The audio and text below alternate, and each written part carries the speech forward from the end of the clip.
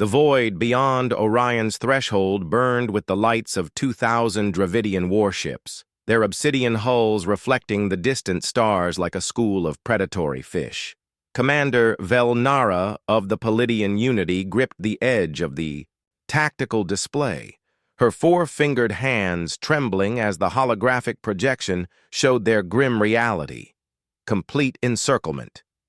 "Status report," she demanded, her silvery eyes scanning the bridge crew who sat frozen in their gel seats. "Critical." "Commander," First Lieutenant Calyx replied, the bioluminescent patterns beneath his translucent skin pulsing with anxiety. "Shield capacity at 37%. Main engines compromised. The Eternal Dawn cannot withstand another coordinated assault." The Eternal Dawn, flagship of the Palladian refugee fleet, carried the last 20,000 survivors of their species. 3 stellar cycles had passed since the Dravidian Imperium had destroyed their homeworld in a campaign of methodical genocide. Now, after a desperate flight across 17 systems, they had been cornered in this unremarkable sector of space. "We've received transmission from the Dravidian commander," Communications Officer Erixis announced, her voice wavering. "They demand immediate surrender. They're threatening to execute everyone aboard." Velnara closed her eyes. The Palladians were a peaceful species, philosophers and artists who had barely developed interstellar travel when the Dravidians attacked. Their fleet consisted of retrofitted science vessels and civilian transports, no match for the military might that surrounded them. "Any response from the distress beacon?" she asked, though she knew the answer. This region was largely uncharted, far from established trade routes or allied territories. "Nothing, Commander," Erixis replied. "Wait, there's something. A signal. It's not on any known frequency." A deep, unfamiliar voice suddenly filled the bridge, speaking in heavily accented, but understandable galactic standard. "Palladian vessel. This is Captain Rylan Kovacs of the Earth mercantile ship Wildcard. We've intercepted your distress call. Looks like you've got yourself in quite the situation." The bridge crew exchanged confused glances. Humans were a relatively new spacefaring species, known primarily as traders and explorers. They possessed no significant military force that could challenge the Dravidian armada. "Human vessel," Velnara responded with forced composure. "We appreciate your concern, but you must leave immediately. The Dravidian forces will destroy any ship that approaches."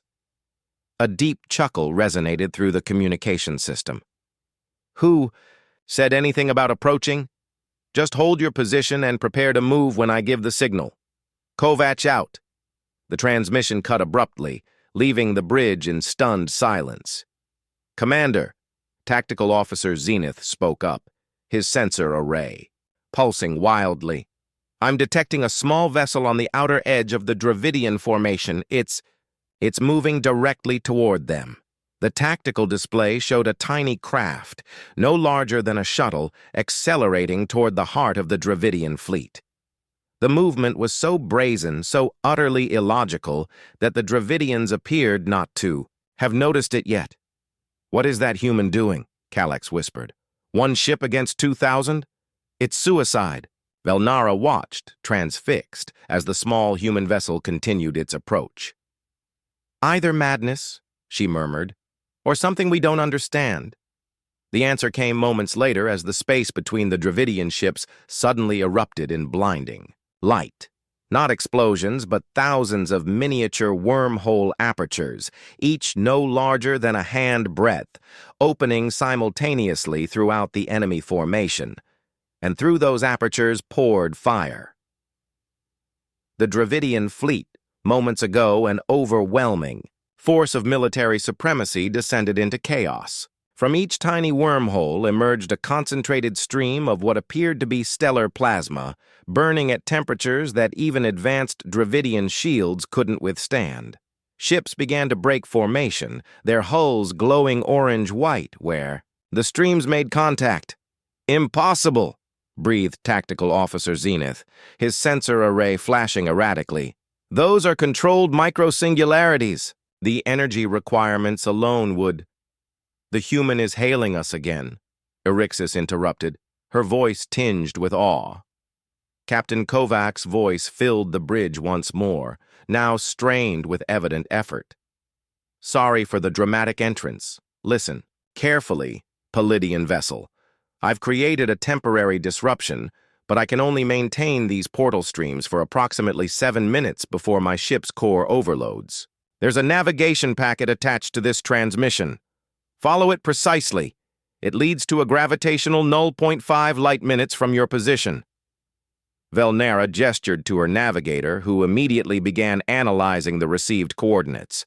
Captain Kovac, she responded, struggling to process what she was witnessing. We cannot outrun the Dravidian fleet. Even with this distraction, they will pursue and overtake us. They'll be busy with more than just my little light show, Kovac replied, a hint of grim satisfaction in his voice. The plasma streams are just Phase 1, initiating Phase 2. Now! On the tactical display, the miniature wormholes abruptly changed configuration.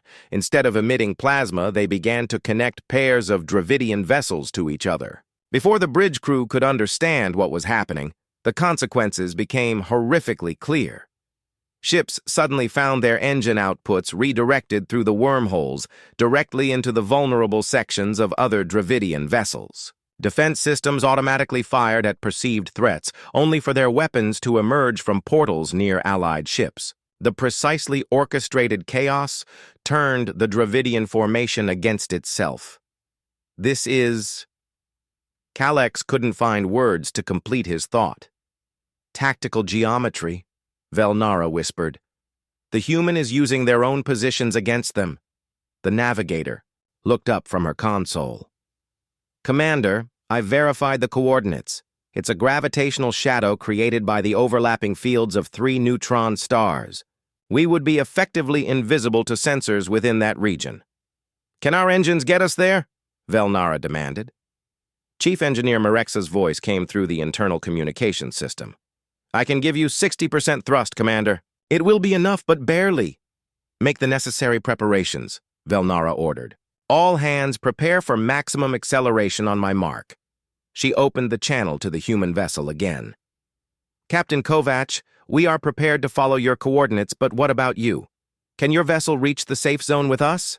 The human's response came through interspersed with static, suggesting his ship's systems were already beginning to fail under the strain of maintaining thousands of micro-wormholes. Don't worry about me, Commander. My ship has one more trick up its sleeve. Just be ready to move in exactly 90 seconds. True to his word, precisely 90 seconds later, the wild card executed what could only be described as its most devastating maneuver yet. The tiny ship suddenly accelerated to what sensors indicated was beyond its structural tolerance, aiming directly for the command vessel at the center of the Dravidian formation. He's going to ram them, Erixis gasped, but impact never came. Instead, at the last possible moment, the wild card disappeared into what appeared to be a self-generated wormhole, leaving behind a rapidly expanding sphere of quantum distortion. Now! Velnara commanded. The Eternal Dawn lurched forward as its engines pushed to their limits, breaking free from the chaos that had engulfed the Dravidian fleet. Behind them, the quantum distortion expanded, temporarily disrupting the space-time fabric and rendering navigational systems useless for any ship caught within its influence. As they accelerated toward the promised sanctuary, Velnara couldn't help but wonder about the fate of the human who had brought such unexpected salvation. 3 days passed in the gravitational shadow before the Eternal Dawn detected an approaching signal. The Palladian refugees had spent those days in a state of nervous vigilance, expecting Dravidian pursuers to appear at any moment.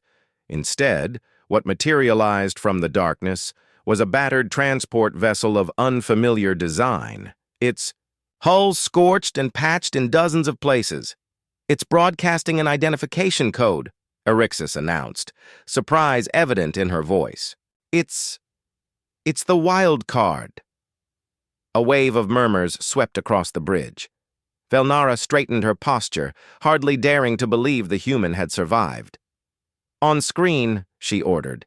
The main display flickered to life, revealing the interior of what appeared to be a cramped cockpit. Captain Kovac sat amid a tangle of exposed wiring and makeshift repairs. He was younger than Velnara had imagined, with dark hair cropped short and a face bearing several fresh burns.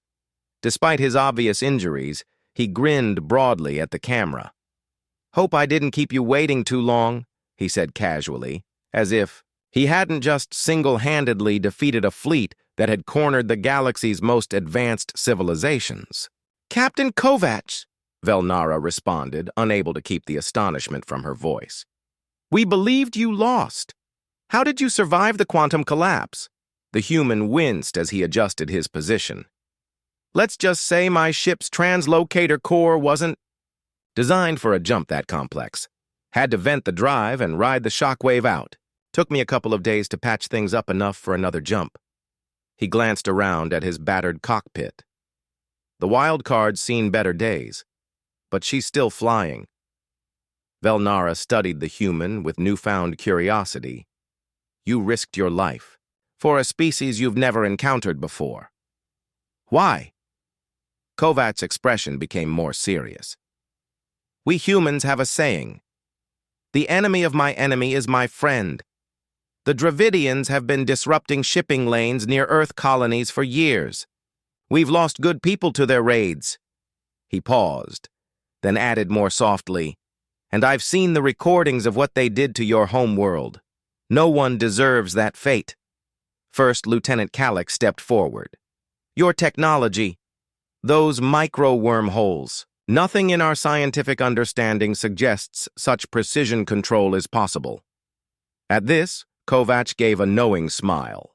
"Humanity might be new to the galactic stage, but we've had to get creative to survive. The big empires have their massive fleets and ancient technologies.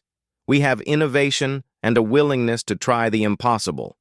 He tapped a small device attached to his temple. "This neural interface links directly to my ship's systems. The wormhole projector uses my brain's spatial mapping capacity to plot thousands of points simultaneously, something no computer can match for spontaneous tactical deployment." "You controlled all those apertures with your mind?" Erixis asked, incredulously. "That's why my ship's called the Wild Card," Kovac replied with a hint of pride. "One human, one ship, unlimited possibilities, though I'll admit, this was pushing even my limits." Velnara made a decision. "Captain Kovac, our medical facilities are at your disposal. Please dock with us and allow our physicians to treat your injuries." The human captain hesitated, then nodded. "I appreciate that, Commander, but we shouldn't linger here much longer. The gravitational shadow won't hide us forever, and the Dravidians will regroup eventually." "Do you have a destination in mind?" Velnara asked. "As a matter of fact, I do." Kovac transmitted a new set of coordinates.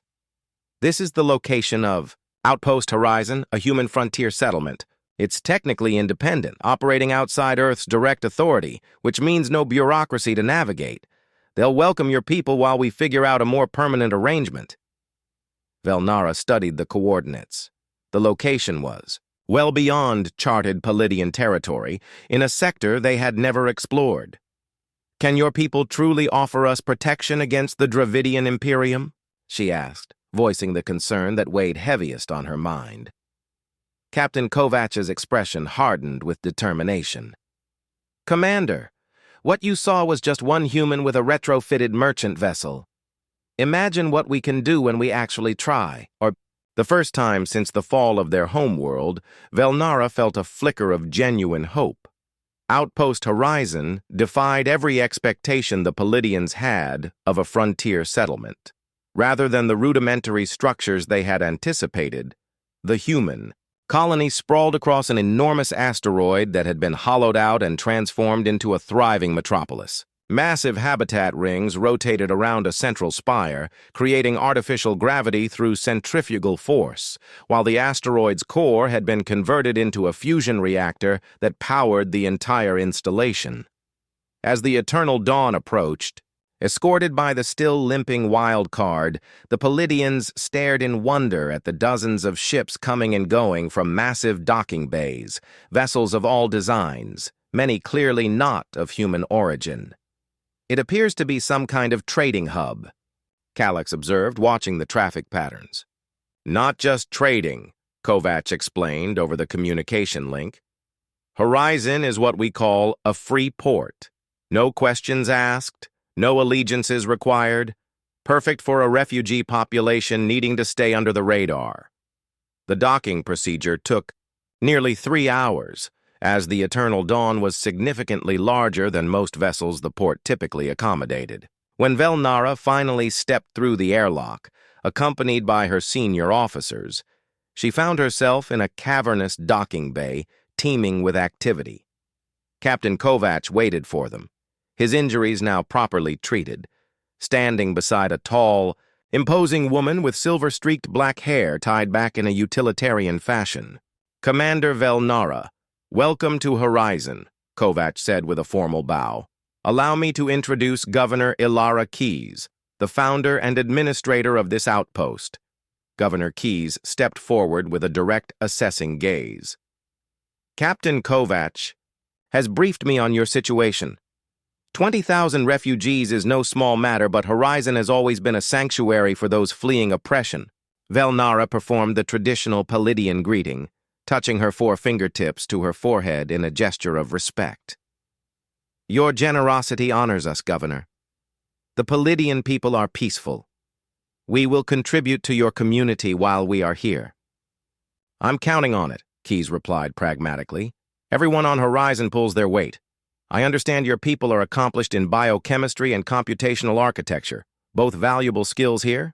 The governor led them into a vast, central concourse, where humans mingled freely with at least a dozen other species, many of which even Velnara couldn't identify. Overhead, transparent panels revealed the star-filled void beyond, while below their feet a clear floor showed the intricate machinery that kept the outpost functioning. "This is not what I expected from a human settlement," Eryxis admitted, her gaze darting from one wonder to the next. Governor Keyes gave a short laugh. "Horizon represents humanity's adaptability, not its uniformity. We build with what we have, incorporate what we learn, and never stop evolving." As they walked, Velnara noticed armed personnel stationed discreetly throughout the concourse, humans primarily, but also members of other species, all wearing the same distinctive black uniforms with the Horizon insignia.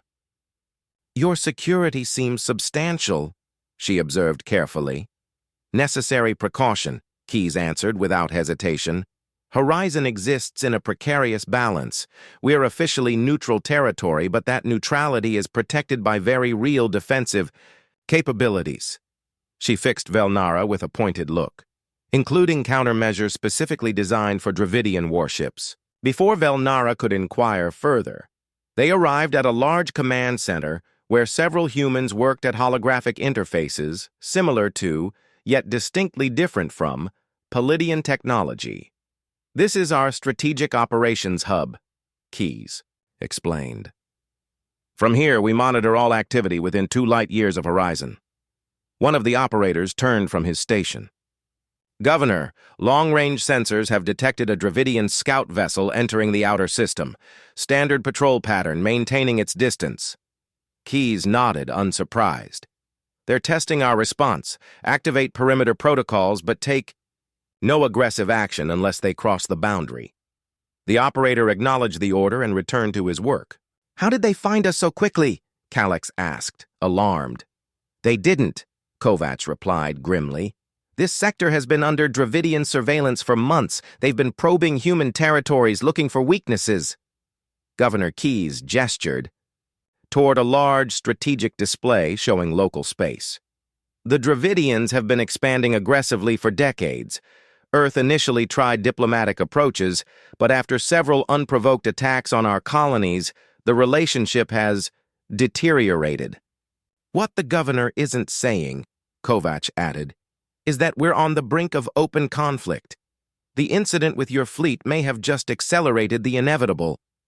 Velnara felt the weight of this revelation settle upon her shoulders. Then, we have brought danger to your doorstep. Perhaps we should continue our journey, find somewhere more remote. Absolutely not, Governor Keyes interrupted firmly. First, your people need time to recover. Second, running hasn't solved your problem so far. And third, she paused, a calculating look in her eyes. I believe our mutual situation presents an opportunity. What kind of opportunity? Velnara asked cautiously. An alliance, Keyes stated simply. Formal or informal doesn't matter. What matters is that we pool our knowledge, our resources, and our resolve. The Dravidians believe they can pick us off one by one. Your people first, then isolated human settlements like Horizon. I propose we prove them wrong.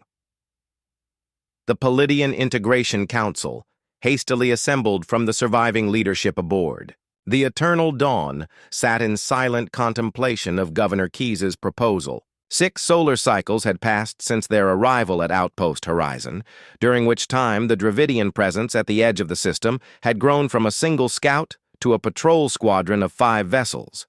They're being cautious, Captain Kovac explained to the assembled council. Dravidians don't yet understand what happened to their fleet at Orion's threshold. They lost nearly 300 ships, with another 500 severely damaged. Elder Thelix, the oldest living Palladian and nominal head of the council, leaned forward on his gravity-assist chair. And you believe they will eventually attack this outpost? Not immediately, Governor Keyes answered, standing beside a tactical display. Their military doctrine emphasizes overwhelming force. They'll continue to gather strength before making any move against us. Velnara, who had spent much of the past week studying human military history in Horizon's archives, nodded in agreement. This gives us time, but not as much as we might hope. What exactly are you proposing, Governor? Keyes activated the central holographic projector, displaying a 3-dimensional schematic of a sleek vessel, unlike anything the Palladians had seen before. This is the Prometheus design, she explained. A hybrid warship incorporating human, wormhole technology with Palladian energy distribution systems. We've had the base design for years, but lack the power management expertise to make it viable. Your people's innovations in quantum field stabilization solve that problem. You wish us to help you build weapons? Elder Thelix asked, his luminescent patterns dimming with concern. I wish to help you survive, Keyes corrected firmly. The Palladians have been pacifists for 10 millennia, and it brought you to the brink of extinction. Horizon was founded on a simple principle: peace through strength. Captain Kovac stepped forward. What I did with my small vessel was just a glimpse of what's possible. The Prometheus design would allow precision deployment of wormhole apertures on a strategic scale, controlled by a crew rather than a single pilot. Not just for offensive capabilities, but for defensive measures as well. Interdiction fields, evacuation corridors, supply transportation. The technical requirements would be substantial, Chief Engineer Mirexa observed, studying the schematics with professional interest.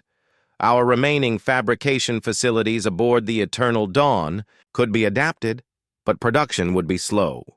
Horizon will provide the necessary resources and manufacturing capacity, Keyes assured them.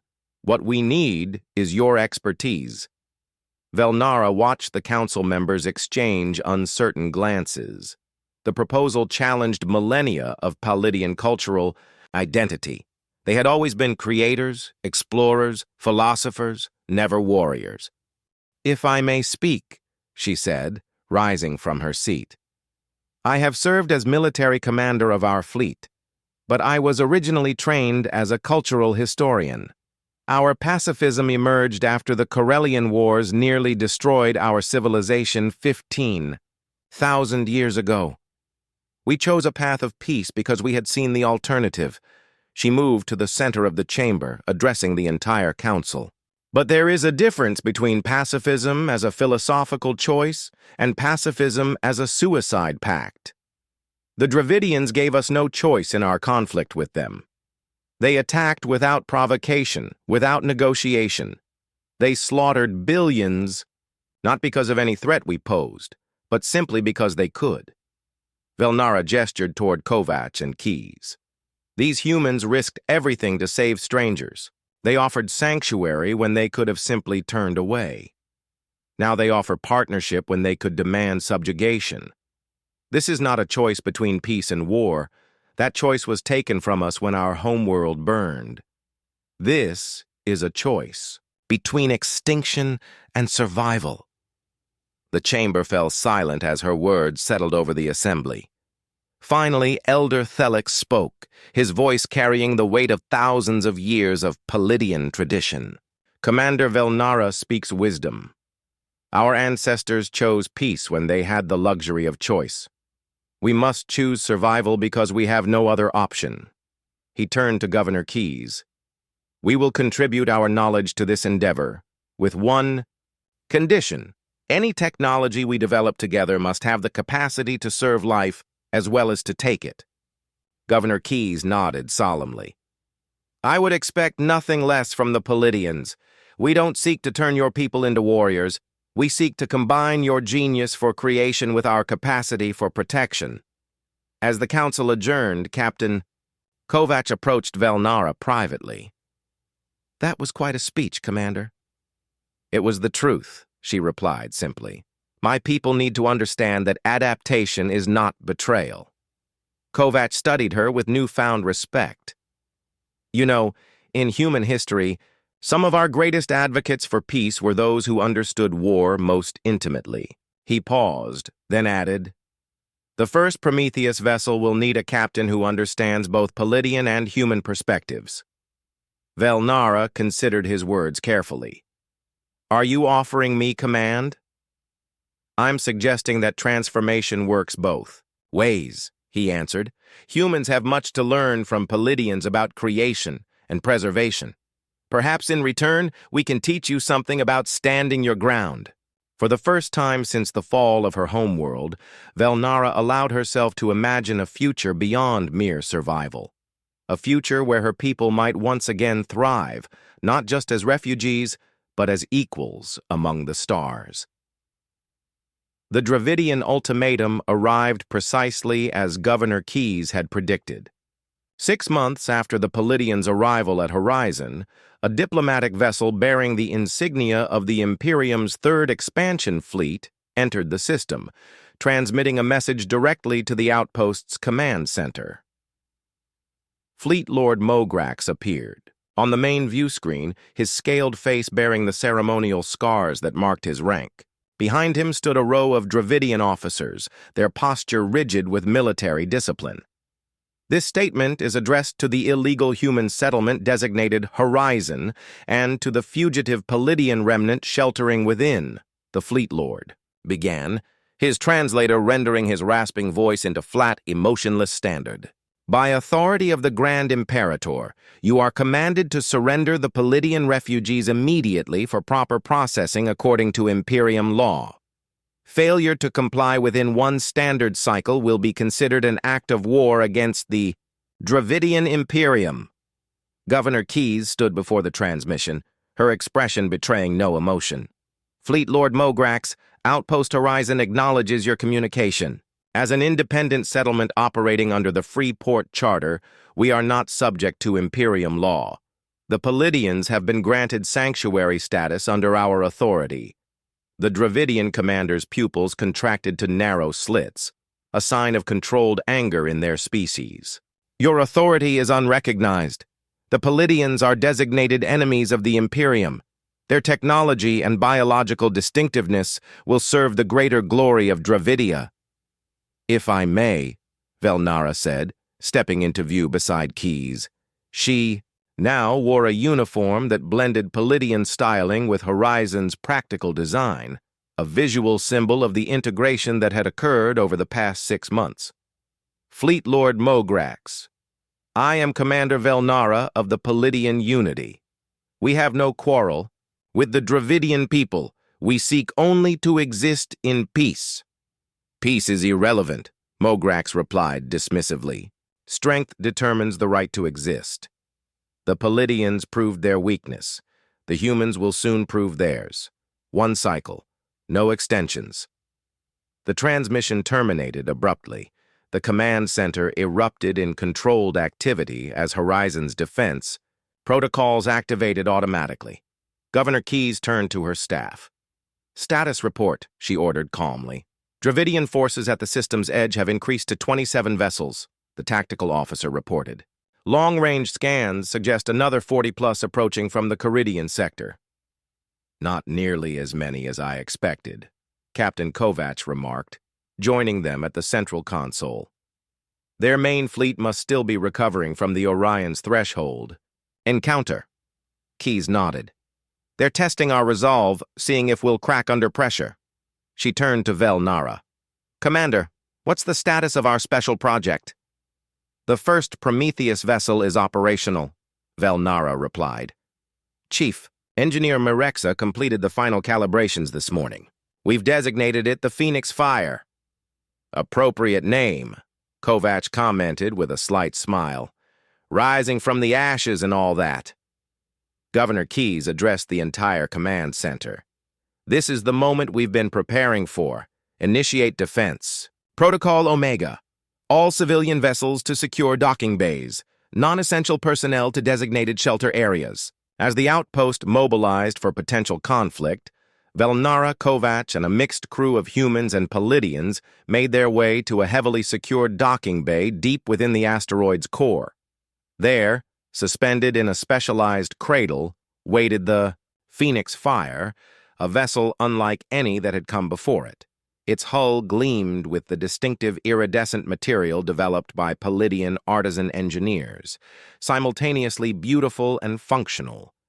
The ship's lines were elegant yet purposeful, with none of the intimidating bulk typical of warships.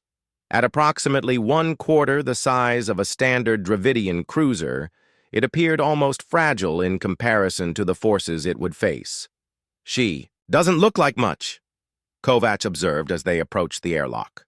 Neither did the wild card, Velnara reminded him. Once aboard, the crew took their positions in a bridge configuration that reflected both human and Palladian design philosophies. Instead of traditional control stations, crew members settled into neural interface chairs that would allow them to operate the ship's systems with unprecedented precision. All systems online, reported Lieutenant Calyx from the operations station. Wormhole matrix at full capacity. Palladian shield harmonics synchronized with human projection systems. Engine room reports ready, added Erixis from communications. Chief Mirexa says the quantum cores are stable. Captain Kovacs took the pilot's position while Velnara assumed the command chair at the center. This arrangement had been agreed upon after much discussion. Kovacs' unmatched experience with wormhole navigation combined with Velnara's strategic authority. This is Commander Velnara to Horizon Control. Phoenix Fire is prepared for launch. Acknowledged. Commander, Governor Keyes' voice replied. Dravidian deadline expires in 17 minutes. Their fleet is moving into attack formation. Opening outer doors now, the docking controller announced. May fortune favor the bold. As the massive bay doors parted, revealing the star-filled void beyond, Velnara felt a moment of profound clarity. The Palladians had spent millennia avoiding conflict, cultivating peace, creating beauty. Now they would fight, not out of hatred or vengeance, but out of the most fundamental desire of all living things, the right to exist.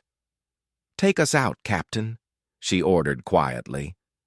Kovacs' hands moved across the neural interface, and the Phoenix Fire glided smoothly from its cradle, accelerating toward the approaching Dravidian fleet. Behind them, Outpost Horizon activated its defensive measures, energy shields shimmering into visibility around the habitat rings. Enemy vessels approaching weapons range, Calyx reported. Their targeting systems are active. Velnara opened. A channel to the Dravidian flagship. Fleet Lord Mograx, this is Commander Velnara of the Phoenix Fire. We reject your ultimatum.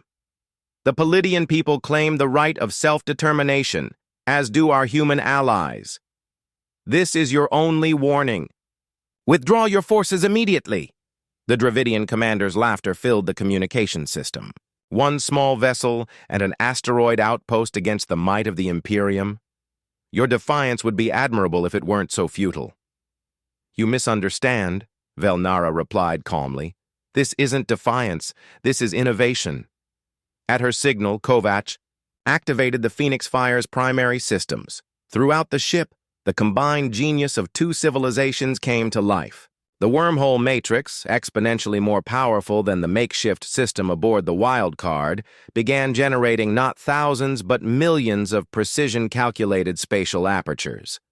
But unlike at Orion's threshold, these wormholes didn't channel destructive forces. Instead, they created a complex interlocking network of spatial distortions that effectively rewrote the tactical geometry of the battlefield. Dravidian targeting systems suddenly found themselves unable to establish lock, as their sensor data was redirected, looped back on itself, or simply vanished into microscopic folds in space-time. What trickery is this? Mograx demanded as his fleet's coordinated attack dissolved into confusion. Not trickery, Velnara answered. Evolution. The Phoenix Fire moved through the Dravidian formation like water flowing through stone, untouchable, unhittable. Each time a Dravidian vessel fired, its weapon's energy was captured by precisely positioned wormhole apertures and redirected harmlessly into space, or in some cases, back toward non-critical sections of the firing ship itself. They can't hurt us, Erixis exclaimed in wonder. The Matrix is adapting to their attack patterns faster than they can adjust. This is merely Phase 1, Velnara reminded her crew. Captain Kovac, initiate Phase 2. With a grim nod, Kovac expanded the wormhole field. Suddenly, the space around the Dravidian vessels became a labyrinth of spatial distortions. Ships that had been maintaining formation found themselves unexpectedly separated by vast distances, while others were brought dangerously close together. Formations shattered as the very fabric of space refused to cooperate with Dravidian navigational systems. We're not just defending, Velnara explained to her bewildered enemy over the still open channel. We're redefining the nature of space itself within this battlefield. Your numerical advantage means nothing when we control the fundamental medium in which you operate. On the main view screen, the once formidable Dravidian fleet had been reduced to isolated clusters of vessels struggling to maintain positional awareness in an environment where distance and direction had become fluid concepts. This is impossible, Fleet Lord Mograx sputtered, his composure finally breaking. No. Technology can manipulate space-time on this scale. No single technology, Kovac corrected him. What you're experiencing is what happens when Palladian theoretical brilliance meets human practical application. We call it synthesis. You might call it your worst nightmare. Velnara rose from her command chair, facing the image of her people's tormentor directly. Fleet Lord Mograx, the Dravidian Imperium destroyed my homeworld because you believed us weak. You pursued us across 17 systems because you thought us helpless. You came here today because you assumed our human allies would abandon us when faced with your might. She gestured to the chaos that had engulfed his fleet. You were wrong on all counts. This demonstration has used less than 10% of our vessel's capability. We have not yet fired a single conventional weapon. Consider carefully what that means for the future of relations between our peoples. For perhaps the first time in Dravidian military history, a fleet lord found himself utterly without tactical options. His ships could neither attack effectively nor retreat in formation through the spatial distortions that surrounded them. What are your terms? Mograx finally asked. the words clearly causing him physical pain. Immediate recognition of Palladian sovereignty, Velnara stated firmly. A non-aggression pact between the Dravidian Imperium and both the Palladian refugees and Outpost Horizon, and reparations for the destruction of our homeworld to be negotiated through neutral intermediaries. The Imperium does not pay reparations, Mograx hissed. Then the Imperium will face extinction, Captain Kovac interjected, his fingers dancing across the neural interface. Commander, with your permission, I'd like to demonstrate capability level 20. Velnara gave a single nod. The wormhole matrix shifted configuration again. This time, a single aperture formed directly adjacent to the Dravidian flagship's command section, a window into what appeared to be the heart of a star, its gravitational influence carefully contained, but its blinding radiance and heat unmistakable. That's a direct portal to the core of Proxima Centauri, Kovac explained casually. Your shields might hold for, about 15 seconds before your command deck experiences solar fusion temperatures. Shall I open it wider? The Dravidian commander's scales paled visibly. Hold! We accept your terms for immediate cessation of hostilities. Further negotiations will be required for a permanent agreement. Agreed, Velnara replied, signaling Kovac to close the star portal. Return to your territory. When your Grand Imperator is ready for serious diplomatic engagement, we will be waiting. As the Dravidian fleet regrouped and began a disorganized withdrawal from the system, the bridge crew of the Phoenix Fire remained silent, processing the magnitude of what they had just accomplished. Did we just win a war without actually fighting? Erixis finally asked. The best victory is the one where you never have to fire a shot, Kovac replied with a tired smile. An ancient human general said something like that, I think. Sun Tzu, Velnara supplied, surprising the human captain. I've been studying your military philosophers. The supreme art of war is to subdue the enemy without fighting. As they returned to Outpost Horizon, where crowds of humans and Palladians alike had gathered to celebrate, Velnara reflected on the irony that her pacifist civilization had found salvation through an alliance with a species known for their warlike tendencies. Yet it was precisely the human capacity for controlled aggression, tempered by compassion, that had saved her people without the wholesale slaughter that might have occurred. The Phoenix Fire had indeed brought the fire, not of destruction, but of transformation. You know this is just the beginning, Kovac said quietly as they prepared to dock. The Dravidians will return, better prepared next time. And we will be ready, Velnara responded. Not just with technology, but with an alliance that combines the best of both our peoples. In that moment, surrounded by the stars that had once seemed only to witness their extinction, the commander of the last Palladians understood that they had found something more valuable than mere survival. They had found a future, and they had found it through fire.